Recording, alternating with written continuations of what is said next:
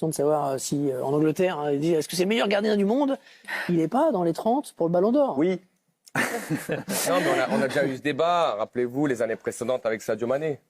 Bon, voilà, c'est toujours le même problème que peuvent rencontrer les joueurs qui jouent pour une sélection africaine qui sont moins exposés sur la scène internationale.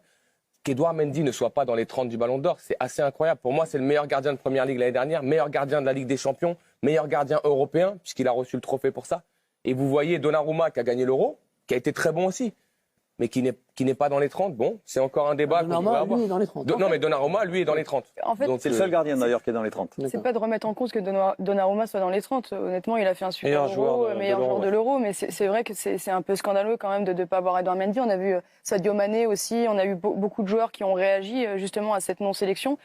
Il faut aussi s'appuyer sur des statistiques. C'est le gardien qui arrête le plus de buts depuis plus d'une saison. Donc à partir de ce moment-là, il faut aussi s'appuyer sur les chiffres. Premier gardien africain à gagner. Mais on va nous dire que comme il est dans le trophée des gardiens, donc il a trouvé... Oui, mais du coup, ça n'a pas de sens.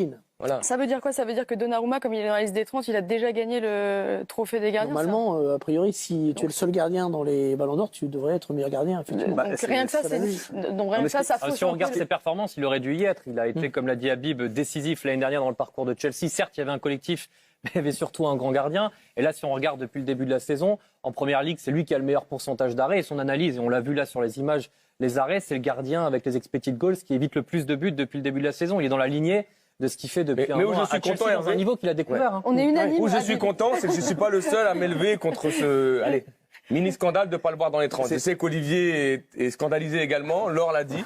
Donc au moins, ce n'est pas Habib Beye qui défendra la cause des joueurs africains. Voilà, c'est le Sénégal. Pour finir, c'est d'autant plus surprenant que dans les 30, il y a quand même des noms assez surprenants, qui sont des très bons joueurs, mais bon, qu'est-ce qu'ils ont fait pendant la saison? Lautaro Martinez, Non, je suis pas d'accord. Gérard Moreno. Il gagne la Copa América et il est fondamental avec l'Inter de Milan.